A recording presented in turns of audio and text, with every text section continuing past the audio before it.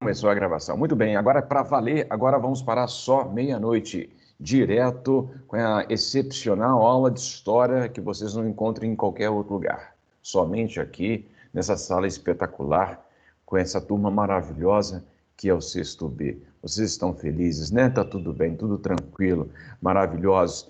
Meus queridos, eu tenho certeza que todos vocês fizeram para casa, né? E essa é uma verdade que eu trago no fundo do meu coração e está tudo certo. Então, se fizeram para casa, vocês poderão agora, desde ontem à noite, eu coloquei lá as respostas, os gabaritos das listas 9 e 10. A lista 9 era referente a um texto, coloquei lá sobre ocupação humana na América, então tem algumas questões lá, já coloquei as respostas, confiram lá, por favor. E também uma outra lista que eu havia colocado sobre o jogo. A gente vai falar sobre esse jogo, que eu nunca lembro o nome dele, eu vou chamar de jogo de la pelota, jogo da pelota. A pelota. Pelota é bola em espanhol. Meu espanhol é maravilhoso, espetacular. Se vocês quiserem uma aula de espanhol, eu dou para vocês depois. Muito bem. Seguinte, nós teremos então hoje a continuidade da aula que estávamos tendo na última aula sobre a ocupação americana. Falaremos dos outros períodos pré-históricos dos seres humanos aqui na América. E depois, se a gente tiver tempo, a gente vai começar a estudar um pouco os povos mais proeminentes, os povos mais importantes. Obrigado, Tiago. Poctapoc, Poctapoc. E tem esse nome, sabe por quê? Porque era o barulho que fazia a bola. Na região ali da Mesoamérica, já vou dar spoiler, na região da Mesoamérica, o Gabriel está perguntando, que vergonha, Gabriel. Ô, Gabriel, olha só, tem uma lista lá sobre esse jogo da bola, tá? Gente, olha que absurdo. E eu falei no início da aula que contava que todos vocês tivessem feito a atividade sobre o jogo da pelota, Poc-Tapoc.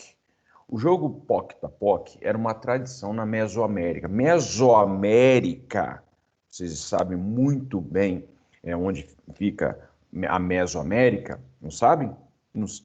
Então eu vou falar para vocês agora. Meso significa meio. Então, se é meio, meio da América. Ou seja, todos os países que englobam ali a América Central. Então, a Mesoamérica é o local onde floresceram muitos povos. Por exemplo, os toltecas, os olmecas, os teotihuacanos, os astecas e os maias, dentre outros, tá? Os mexicas. Então, vários povos surgiram ali. Nesse local, em diversas partes, onde hoje é o México, Guatemala, El Salvador, Honduras e por aí vai, nesses locais havia muita seringueira.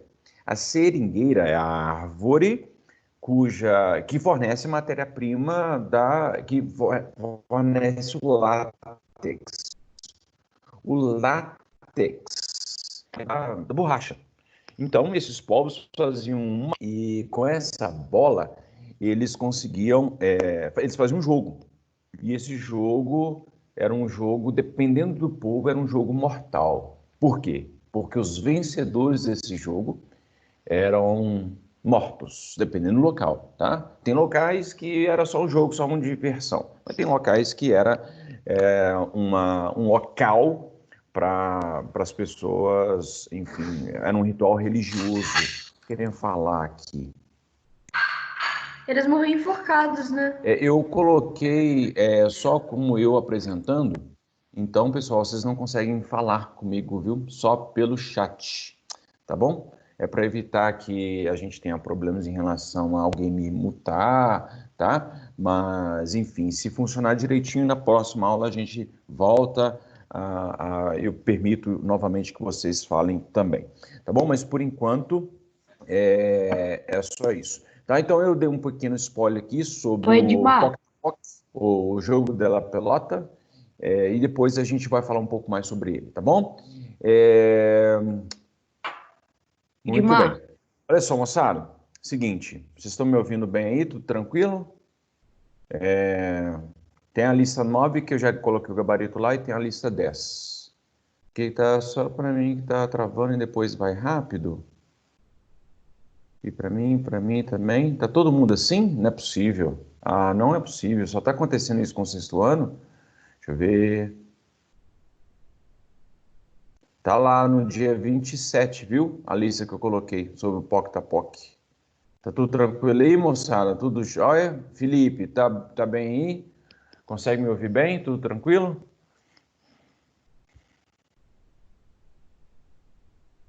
Isso. Beleza, então ótimo. Moçada, então vamos aqui, eu vou compartilhar a tela com vocês sobre a aula que a gente estava tendo. É o seguinte, tem duas, no dia 27 eu coloquei a lista 10, no dia 22 eu coloquei a lista 9 e no dia 27 eu coloquei a lista 10. A lista 9 é sobre a ocupação da América. Logo depois da live eu coloquei essa lista lá sobre a ocupação mesmo, sobre as principais teorias, coloquei um texto também. E no dia, na segunda-feira, eu coloquei essa lista 10 que se refere ao jogo Poc tá Poc, tá? Depois vocês dão uma olhada lá. Inclusive, teve gente que já viu. Está lá disponível, está disponível para todo mundo. Moçada, esse slide que vocês já viram, que é sobre a ocupação da América. Recapitulando rapidinho, sobre a passagem, ele fala, esse slide mostra a passagem do ser humano para o continente americano, que provavelmente aconteceu pelo Estreito de Bering, ou pelo território que nós chamamos de Beríndia. Então, o Estreito de Bering foi possível passar por aí devido ao fato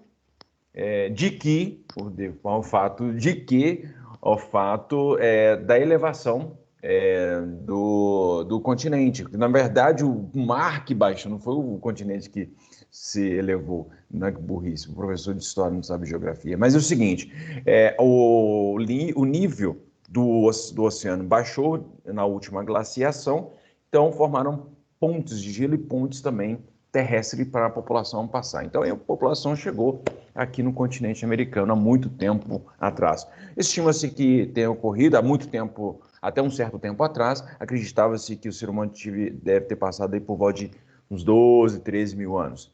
Entretanto, há teorias que afirmam que o ser humano talvez tenha passado por aí há mais de 50 mil anos, talvez 100 mil anos. Mas essas teorias, elas precisam ainda ser confirmadas, precisam ser aceitas pela comunidade científica e por aí vai.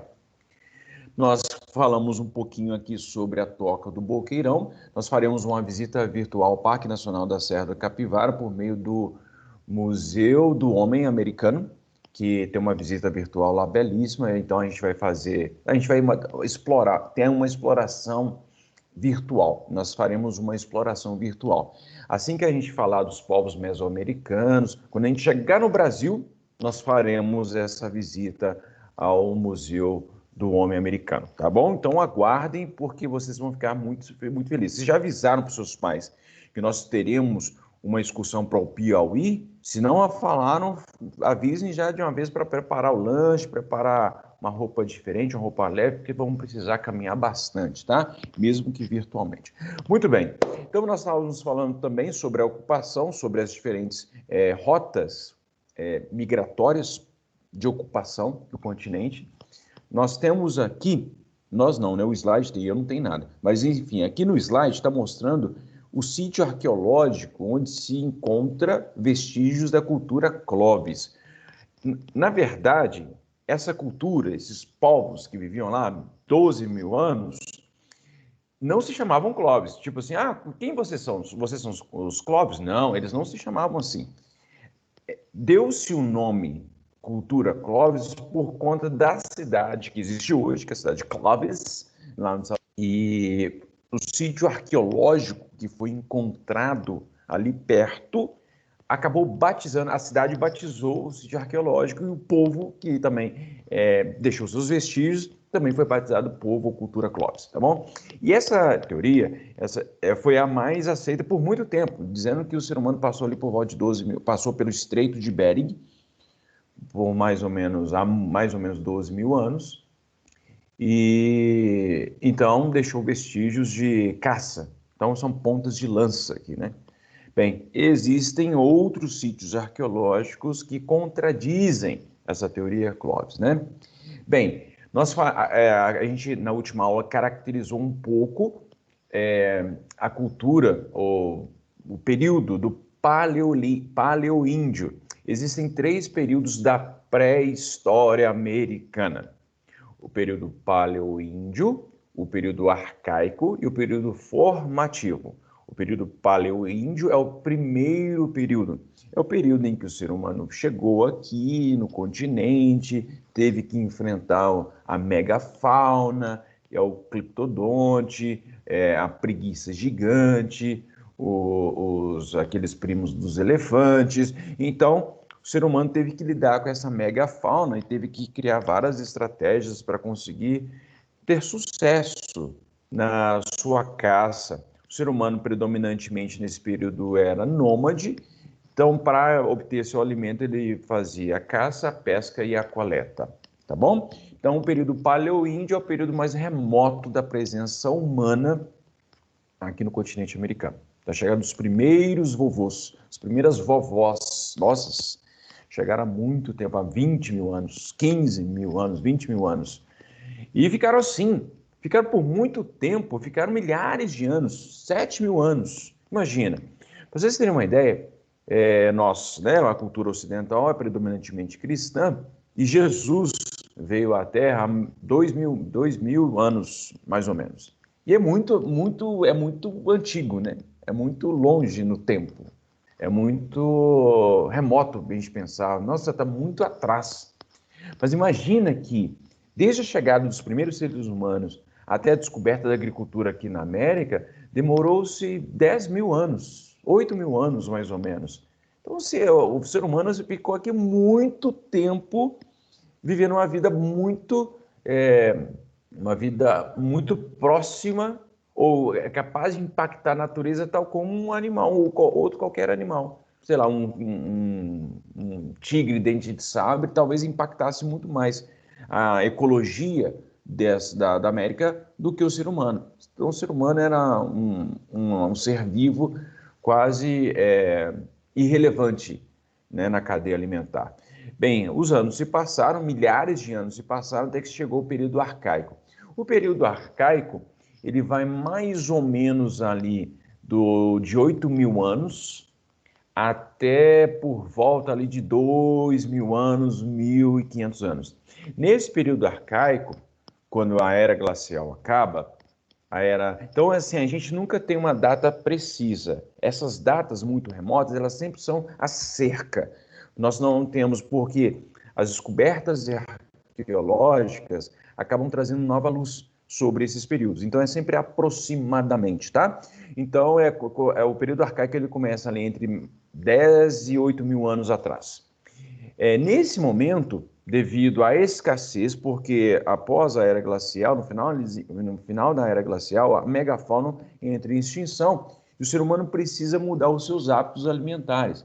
Começa a perseguir animais menores, começa a faltar recursos, então ele começa a observar a natureza de uma forma mais racional e percebe que ele pode manipular plantas. A gente chama a descoberta da agricultura de domesticação de planta, tá? Domesticar não é amansar, não, tá? Amansar, a gente pensa em domesticar, é pegar um cavalo bravo assim e trazê-lo e começar a montar. Claro que isso é uma forma, é um entendimento de domesticação também. Entretanto, domesticar é trazer para casa. Significa, portanto, que o ser humano aprendeu a manipular as sementes, aprendeu a manipular as plantas, as mudas e começou a praticar a agricultura. Graças à agricultura, o ser humano passou por um processo de sedentarização. Sedentário não é aquele moço ou aquela moça que fica o dia inteiro frente ao computador, tomando Coca-Cola e comendo batata frita. Não é. O sedentário é aquele moço, aqueles moços que viviam há muito tempo atrás e que, por diferentes processos, começaram a fixar residência, tá? E aí, é exatamente isso que eu falei, início da agricultura, começaram também a praticar artesanato, para decoração, para fins religiosos. O artesanato tinha o objetivo de decoração, de ornamentação, mas também tinha a finalidade de religião, ornamentar as práticas religiosas ou representar as crenças religiosas por meio de artesanatos, tá? E nesse momento também acontece a utilização de instrumentos de cobre. Então, pouco a pouco, o ser humano aqui na América começa a manipular também metais. Metais mais frágeis, mas já metais que são melhores do que a pedra, pau, osso e por aí vai, tá? Muito bem. A gente vai caminhar sobre o coronavírus. Cara, eu sou tão fantástico, eu sou um professor tão espetacular que vocês vão caminhar e não serão contaminados. Vocês vão fazer uma caminhada espetacular e vão chegar até lá o Museu do Homem Americano sem qualquer contaminação. Eu garanto para vocês, tá bom? Muito bem. Tarará. Tá ok. Tipo, alguma pergunta?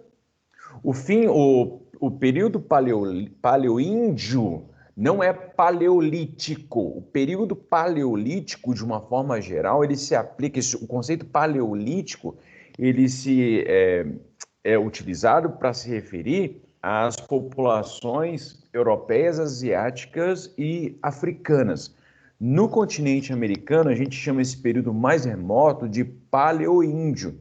É claro que as características do período paleoíndio se parecem bastante com o do período paleolítico, mas são cronologicamente divergentes, acontecem em momentos diferentes. Por isso que a gente especificou um pouco mais. Então, nós chamamos de período paleoíndio, o período mais remoto da presença humana aqui na América. Depois da era glacial, depois do fim da era glacial, começa o período arcaico, que é o período do início da agricultura, início do artesanato, sedentarismo, a megafauna entra em extinção e por aí vai. Então o ser humano muda os seus hábitos, começa a praticar a agricultura, tá? A lista 11 não está disponível, eu não falei de lista 11, por enquanto é lista 9 e lista 10, o gabarito está lá. A lista 11 vai ficar disponível depois das lives, tá bom? Que eu tenho live com vocês agora, 8 horas, e tenho live depois às 10 horas com a outra turma, tá? Então, a gente... Melissa, por que você quer que eu volte no slide? Eu vou voltar no slide, mas alguma pergunta específica sobre o slide até agora? Porque aí eu já posso responder antes de eu compartilhar a tela de novo. Melissa, câmbio.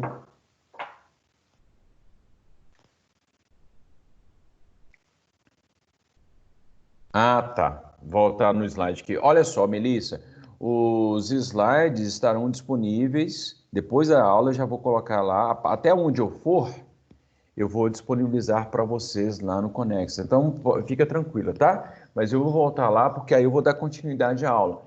Então, eu falei do período paleoíndio, falei do período arcaico e agora eu vou falar do período formativo, tá? E depois do período formativo, eu volto aqui com a tela para vocês. Beleza? Então, vamos lá. Compartilhando. Cadê eu? Compartilhar. Isso. Vem cá, meu filho. Isso. Compartilhando. Estou aqui.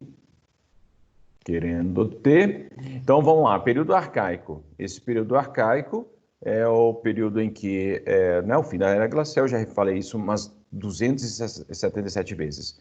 Olha que desenho bonitinho, enquanto a Melissa está copiando lá. Olha que bacana esse desenho aqui, são as tribos. Tem uma cultura no Paraná, uma cultura indígena, em que ao invés dos indígenas fazerem suas casas sobre a superfície, eles faziam sob a superfície. Então, por quê? Porque no Paraná, imagina, até hoje é frio, imagina 2.000 anos, 3.000 anos atrás. Portanto, para eles se aquecerem, ficarem mais aquecidos, eles ficavam em túneis subterrâneos, ficavam em suas casas subterrâneas e ficavam mais aquecidos, obviamente, né? E quando a pessoa morria, o que acontecia? Eles colocavam a pessoa na superfície. Então, eles viviam no subterrâneo e o morto ficava mais próximo à superfície, tá bom? Bem, continuando. Vamos lá, período agora formativo. Olha que desenho bonitinho que eu trouxe para vocês. Melissa, não se aflija. Nós teremos eu disponibilizarei o PowerPoint na Conexa daqui a pouco, tá? Aí o que você não conseguir copiar, você copia depois. Bem, o período formativo é o período de sedentarização, o período da construção das grandes cidades. Edmar, você acabou de falar que no período arcaico já tinha sedentarismo. Isso mesmo, não tem problema não. Mas nesse período formativo, o sedentarismo vira o modo de vida de grande parte da população que vivia aqui no continente americano. Lembrando que é o seguinte, os indígenas brasileiros tinham um modo. É difícil mensurar quantas tribos tinham isso, mas de qualquer modo era mais comum encontrar no Brasil populações seminômades, tá? Mas em outros locais, no México, no Peru, por exemplo, as populações indígenas nesse período eram quase todas sedentárias, tá? Então era a caracterização assim, caracteriza aí, tinha mais sedentário onde? Aí eu diria para vocês que seria nos Andes, de uma forma geral, então as populações ali eram mais sedentárias, e na Mesoamérica, então eles eram mais sedentários ali. E onde tinha mais nomadismo? No Brasil, de uma forma geral, as populações eram mais nômades. Entretanto, existiam culturas indígenas também sedentárias no Brasil, né? Povos que fixavam residência por muito tempo em diversas partes do Brasil. Nesse momento do período formativo, começa a formação de cidades mais complexas, mais organizadas, mais burocráticas. Lembrando que o seguinte, esses períodos, eles não se transformam de uma hora para outra. São centenas de anos, talvez milhares de anos, até que uma nova cultura se forme.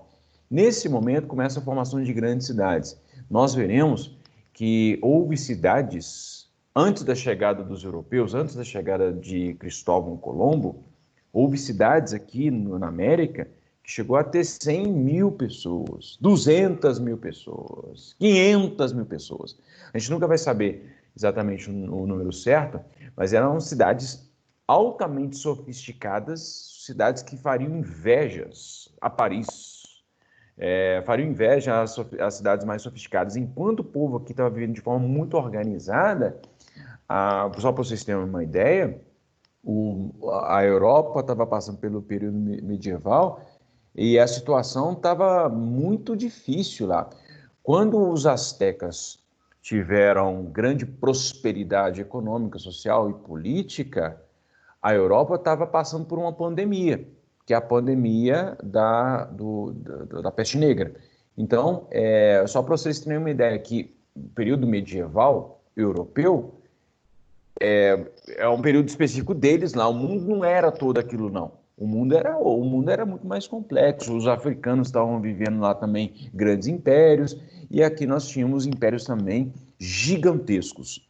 Bem, nesse período formativo, ele termina com a chegada dos europeus aqui na América, e aí a história fica muito triste, porque grande parte das populações indígenas que vivia aqui na América é dizimada. Então, os astecas são massacrados, eles sofrem um genocídio terrível, as populações indígenas brasileiras, as populações indígenas andinas, todas elas sofrem bastante com a chegada dos europeus aqui na América. Muito triste. Muito bem. Deixa eu parar de viajar aqui. Voltando aqui, como eu prometi. Alguma pergunta? Estava terminando de copiar, eu sei que depois a gente interpreta. Lá no meu Conex aparece que as listas não estão disponíveis. Oi, Miguel. Miguel, tira um print aí, coloca aqui no chat da reunião, por favor. Porque tá todo mundo tendo acesso lá, tá?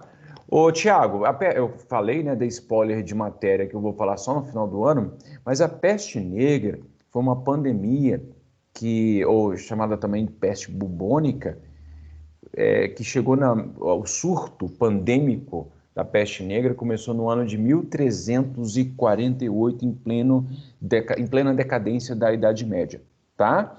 Ela se espalhou e, segundo dados, estimativas atuais, o mundo, quer dizer, a Europa, 1/3 da população europeia morreu por conta da peste negra. A peste negra é uma doença transmitida pela pulga do rato. Então, a picada, a pulga, ela ia transmitindo para os ratos, e aí acabava também, os ratos contaminavam a água, contaminavam os ambientes, o ser humano entrando em contato com aqueles micro-organismos, se contaminava, e aí a situação ficou dramática. 1/3 da população europeia morreu. Bem, tá bom? Então tá bom, foi uma pandemia, né? Pandemia, não tinha esse nome, obviamente, esse conceito pandemia é atual, mas naquela época foi uma pandemia terrível, que matou muita gente. Houve várias pandemias, viu, gente, ao longo da história. Quando a gente for falar dos egípcios, eu vou falar para vocês sobre pandemias que aconteceram lá. Aconteceram pandemias aqui também, com a chegada dos europeus. Quando os europeus chegaram aqui no continente americano, houve pandemia de gripe. Então, por exemplo, algumas doenças que existiam na Europa contaminaram os indígenas, porque os indígenas não tinham anticorpos contra essas doenças. Ao mesmo tempo, havia também, os índios tinham algumas doenças que transmitiram para os europeus. Então, muitos europeus também morreram em contato com os indígenas, né? Porque o ser humano acaba trazendo um monte de micro-organismos, e aí se você não tem a imunidade contra esses micro-organismos, você acaba morrendo, né? A gripe espanhola, eu não vou falar dela não, tá? Porque a gripe espanhola, só quando vocês estiverem tendo aula lá no 9º ano que vocês vão aprender sobre ela, tá bem? Olha só, eu recomendo esse livro aqui, ó. Cadê eu?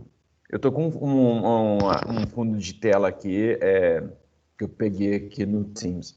Por isso que se eu fizer aqui, ele desaparece. Olha, sou mágico, ele desaparece. Olha só, esse aqui, vocês estão vendo? Pandemias no Brasil. Epidemias no Brasil, tá? Epidemias no Brasil. Conta um pouco sobre as várias epidemias que nós tivemos. Depois, se a gente tiver tempo, eu falo dela, tá bom? Muito bem, voltando agora. Então, a gente terminou, lembrando, recapitulando, os 3 períodos da pré-história dos americanos antes da chegada dos europeus são período paleoíndio, período arcaico e período formativo, tá? Deixa eu ver aqui, Miguel, o que você... Ô, Miguel, entra aí no dia 27, que tá aí, tá?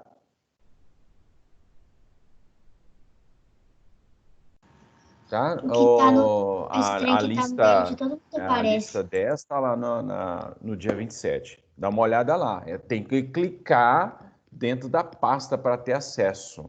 Viu, Miguel? Para todas as atividades, você tem que clicar na pastinha, porque aí ela vai abrir as atividades que estão disponíveis lá. Viu, Miguel? Muito bem. Ô, Gabriel, não fala isso não, tá bom? Qualquer dúvida, você me chama aqui depois. Ô, Melissa, alguma questão? Você tentou falar aqui, mas vocês não conseguem falar. Hoje eu não permiti que vocês falassem, tá? Se tiver alguma questão, vou voltar ao slide. Beleza? Beleza? Então tá. Vamos lá. Deixa eu compartilhar aqui de novo. Cadê? Cadê meu filho? Isso. Vamos voltar aqui, compartilhando na área de trabalho. Bem, terminamos então o período formativo. Agora vou apresentar para vocês, vou falar um pouquinho sobre o Homem da Caverna. E eu ia não falar no Homem da Caverna. O Homem da Caverna tem nome, é o Peter Lund. Quem foi Peter Lund?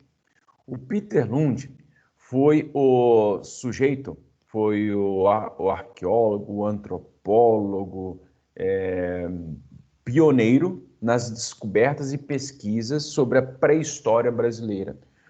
Existe um museu do Peter Lund aqui em Lagoa Santa, seria uma excursão que nós faríamos, se nós tivéssemos, né, se não tivéssemos vivendo essa situação atual, mas poderemos conhecer um pouquinho sobre o Peter Lund por meio aqui das informações que eu forneci para vocês. O Peter Lund saiu lá, ele é dinamarquês, ele é primo de um dos maiores filósofos do século XIX, obviamente vocês sabem disso, que é o Søren Kierkegaard, né? Vocês sabiam disso, obviamente. Então, o Peter Lund saiu lá da Dinamarca, e veio para cá. E aqui ele começou a explorar as cavernas existentes aqui. Existe um complexo de cavernas, de grutas, aqui perto de Belo Horizonte, em Lagoa Santa, Sete Lagoas, Cordisburgo e por aí vai. Nesses locais são encontrados muitos vestígios da megafauna, muitos vestígios de povos que viveram há 12, 10, 8 mil anos, e graças às descobertas arqueológicas feitas por Peter Lund, uma série de outras pesquisas foram feitas. A arqueologia brasileira nasceu com Peter Lund. Então, ele foi fundamental para os estudos dos nossos antepassados, inclusive da descoberta do homem de Lagoa Santa, o ser humano de Lagoa Santa. Então, ele fez muitas pesquisas, descobriu vários sítios arqueológicos, descobriu pinturas rupestres. Existem vários museus aqui perto, por exemplo, tem o Museu de Cordisburgo, né? A Gruta do Maquiné, existe a Gruta da Lapinha e outras tantas grutas que não são abertas para visitação do público de uma forma geral. Por quê? Por muito tempo, depois que o Peter Lund viveu no século XIX, e depois que ele veio aqui, fez as pesquisas, descobriu um monte de coisa, coletou muito material, depois que ele morreu, as pesquisas começaram a ficar mais escassas. No Brasil não existia um estudo formal, não existia uma universidade ou uma faculdade que preparasse as pessoas para fazerem pesquisas arqueológicas. Portanto, as cavernas, as grutas ficaram abandonadas. Então, houve muita depredação desses locais. Por muito tempo, inclusive, as pessoas iam lá na pintura rupestre, passava tinta, pegavam os vestígios, levavam para casa. Enfim, a preservação do patrimônio material e imaterial de um povo é muito importante para a gente preservar a memória. Sem a preservação dessa memória, a gente nunca vai saber exatamente o que aconteceu. Então, Peter Lund foi fundamental na descoberta de vestígios, na revelação de vestígios de como os seres humanos viviam aqui.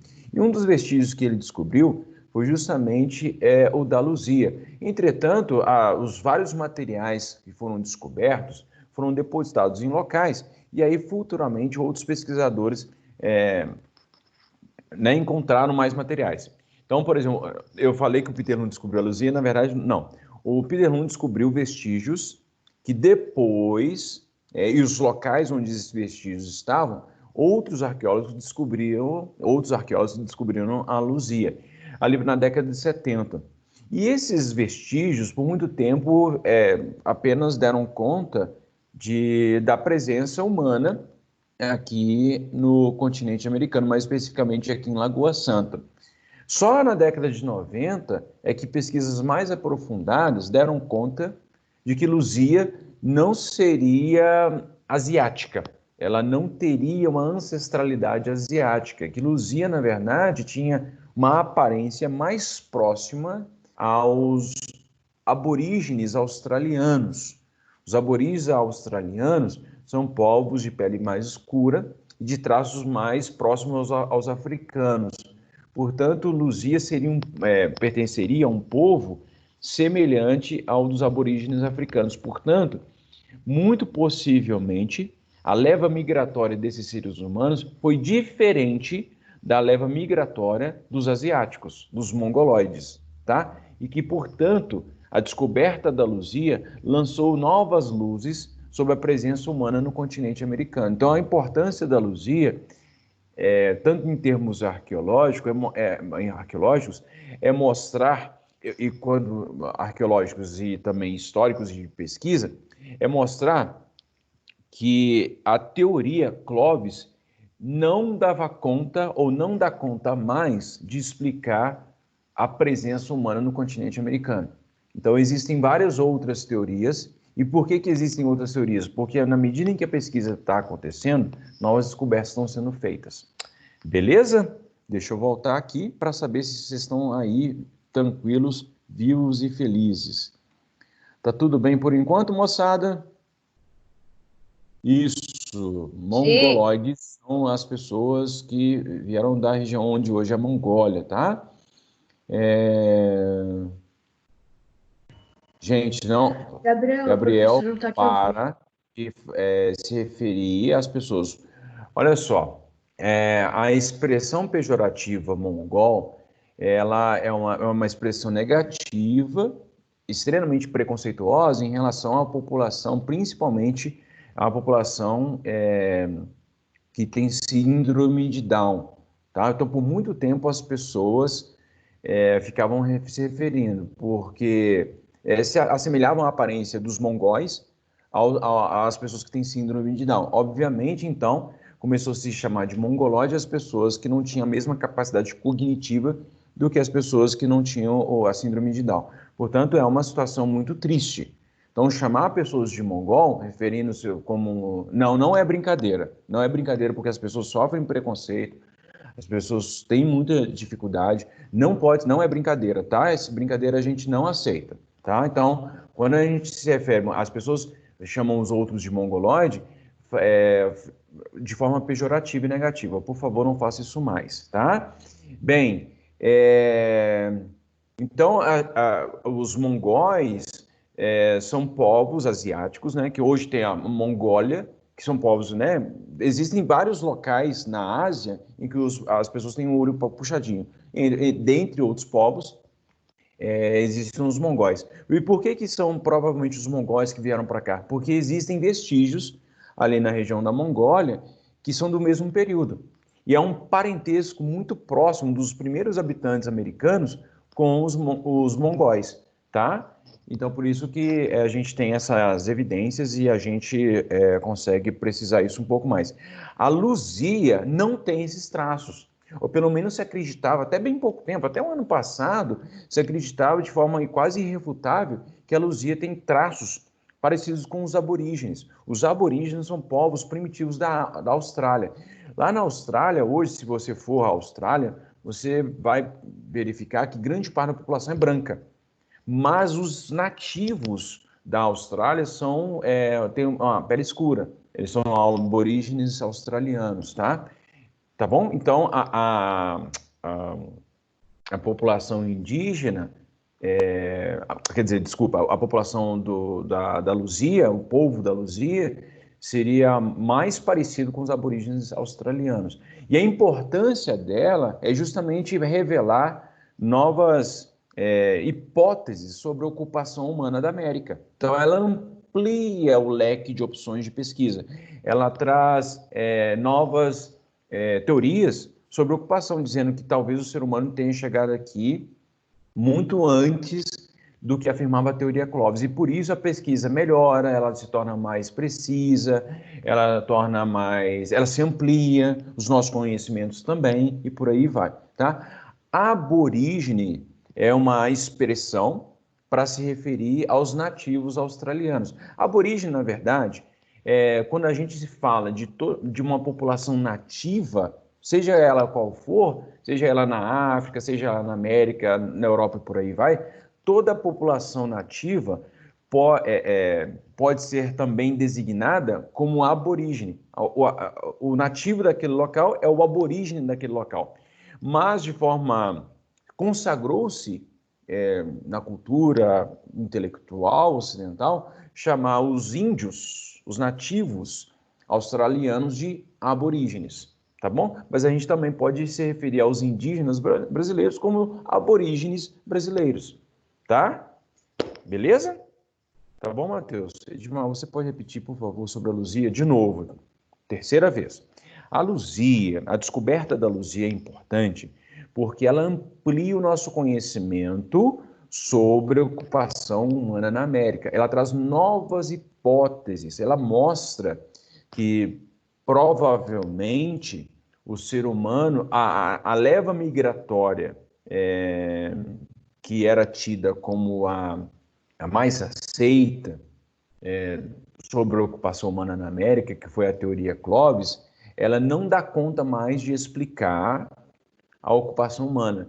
A teoria da Luzia é importante, portanto, porque ela traz novos elementos, ela traz novas hipóteses, ela amplia a nossa pesquisa, a nossa compreensão e, sobretudo, o seguinte, ela atrasa ou ela amplia, não é amplia que eu queria falar o verbo, mas ela remonta a um tempo mais remoto a chegada do homem aqui. O que eu quero dizer é o seguinte, que devido às pesquisas da Luzia, descobriu que a ocupação da América se deu muito antes daquilo que a teoria Clovis afirmava. Que a teoria Clovis diz que a ocupação humana começou ali, se deu por volta de 11,5 mil anos.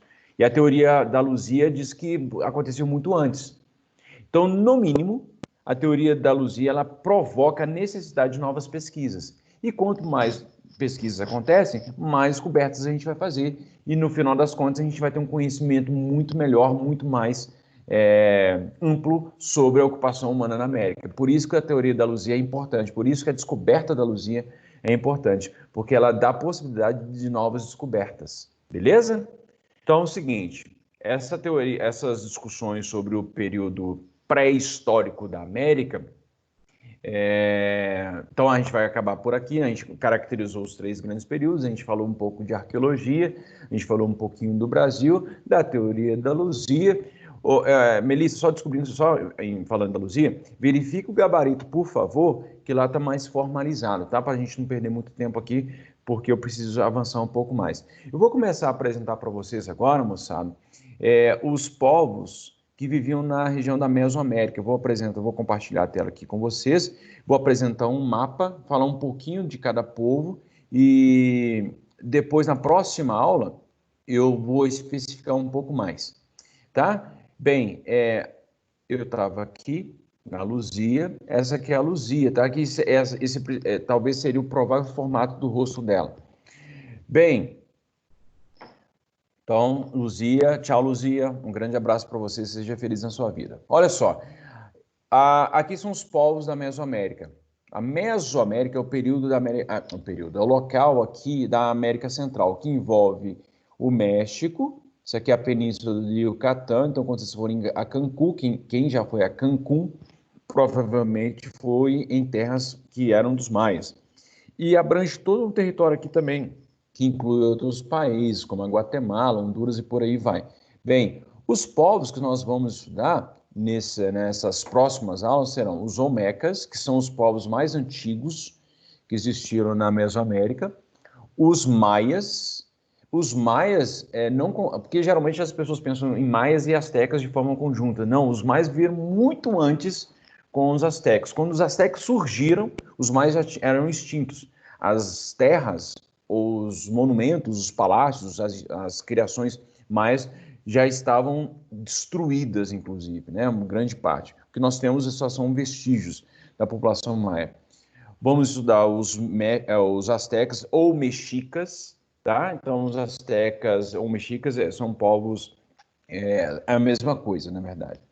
E perceba que é o seguinte, nós sempre referimos a esses povos no plural, maias, olmecas, mexicas, porque, na verdade, era um conjunto de povos, não era um povo só. Maias é um conglomerado de vários povos indígenas, tá? Os toltecas, que vinham aqui perto, onde nós temos aqui Tenochtitlan. Tenochtitlan, onde hoje é a cidade do México. Tá aqui, ó. Eu passando aqui, Tenochtitlan. E em volta aqui existiam vários outros povos. Inclusive, se você for ao México, não dá. A gente vai para o Piauí. Para o México não vai dar para ir, tá? Bem, porque lá está com um surto de coronavírus também. O que acontece? Aqui na a cidade do México é uma cidade gigantesca. A grande cidade do México é um complexo metropolitano imenso, mas quando você for à cidade do México, dá para você pegar um ônibus e ir até o sítio arqueológico dos toltecas. E também dá para você ir a uma das maiores cidades indígenas na Mesoamérica, foi Teotihuacan. Teotihuacan tem um sítio arqueológico maravilhoso, espetacular, tem pirâmides enormes lá, que você também pode visitar, a Pirâmide do Sol e da Lua. Beleza? Bem, então esses são os povos que a gente vai estudar nas próximas aulas. A gente vai estudar primeiro os Olmecas, depois vamos estudar os Toltecas, depois os Olmecas, Teotihuacanos, Toltecas, Maias e Astecas. Esses são os povos que a gente vai estudar aqui na Mesoamérica.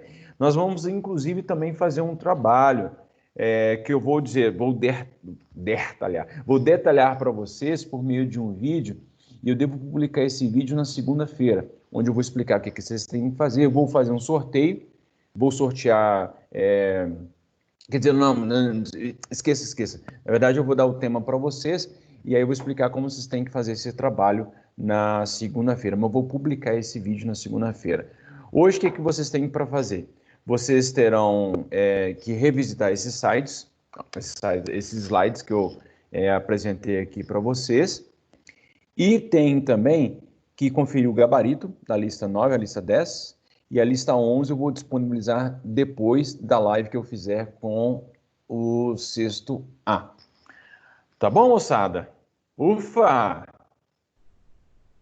Alguma questão, alguma pergunta, alguma angústia?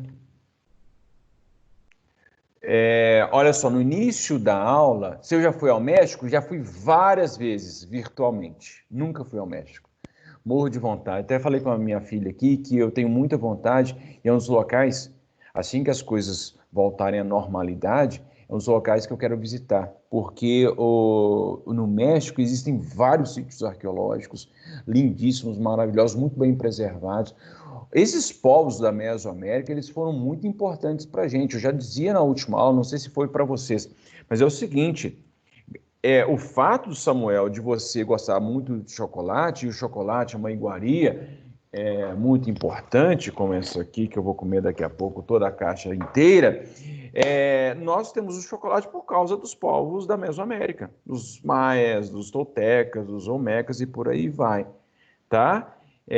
Então, porque eles cultivavam o cacau e aí faziam uma bebida lá, onde eles misturavam o cacau com pimenta, e devia ser maravilhoso, obviamente, que eu adoro pimenta e chocolate, mas não façam isso nas suas casas, por favor. Então, eles faziam uma bebida lá e ofereciam ao deus chocolate. Eu não sei pronunciar, não sei falar asteca, não sei falar a língua dos indígenas, mas era um deus cujo nome deu origem à palavra chocolate. Tanto é, qualquer lugar que você for no mundo, qualquer lugar não, mas a maioria das línguas, elas pronunciam a palavra chocolate de uma maneira muito parecida, né? Em inglês chocolate, em português chocolate, em espanhol chocolate, em alemão chocolade e por aí vai. Ô Valentina, você pode voltar dos formativos rapidamente? Não posso, Valentina. Valentina, vai lá. Eu vou disponibilizar esse slide para vocês lá no Conexa, você dá uma olhada lá, tá bom? A minha mãe... Pois é, a gente podia fazer uma excursão, mas só que é muito caro. A passagem lá para o México é muito, muito cara. Os locais lá não são tão caros, não, mas é muito caro para ir para lá. Então, quase isso, Thiago. Quase fala Deus chocolate. Mas não é com essa pronúncia, obviamente, né? Com uma pronúncia... Chocolate. É um X, um T, C, O, C, A, T, L. É assim que é a escrita do chocolate. X, C, H, T, O, A, T, L. Uma coisa assim, tá? Beleza? Muito bem, galera. É o seguinte, então a gente vai encerrando a nossa aula por aqui. Deixa eu ver se tem mais perguntas. Existem povos que a cidade hoje estão debaixo d'água? No México, não. Mas acontece uma coisa, Samuel, que é o seguinte... Isso, obrigado, Tiago. É exatamente isso. Quase isso, na verdade. Bem, Samuel, é o seguinte. Não existem cidades que existiram na Mesoamérica que estão debaixo d'água. Não, na Mesoamérica, não. O que existe na cidade de Tenochtitlan, a cidade foi feita sobre um grande pântano. Quando a gente for falar dos astecas, eu vou falar mais especificamente deles. Como tinha muito pântano, muito rio, eles fizeram uma técnica de ocupação, de aumentar a área produtiva, por meio de construções. Fizeram construções sobre os rios, como se fossem campos agrícolas flutuantes. E esses campos eram chamados de chinampas. Na medida em que os chinampas foram dando certo, Tenochtitlan, mais ou menos isso, como não é assim que escreve, não. Mas à medida em que a cidade foi crescendo, eles foram ocupando os pântanos e foram soterrando os pântanos. O que acontece, portanto, atualmente? Depois chegaram os espanhóis, ocuparam a Cidade do México é gigantesca. Tem alguns locais na Cidade do México que estão afundando, porque é pântano, né? Então, pântano, um dia a natureza vai cobrar esse preço aí. Então, eles têm que fazer muitas obras de drenagem, tirar a água para o negócio ficar seco, para jogar ali terra, né? Para a cidade não afundar. Tá bom? Alguém mandou aqui o nome do Deus, mas já pagou também. Ô, moçada, beleza? Ó, um grande abraço para vocês, façam a lista 11, confira o gabarito da lista 9 e 10. Quem não fez, não confira ainda, então faz a lista 9 e 10, que a gente vai falar sobre, a gente está falando lá sobre o Poc-Te-Poc, que é o jogo lá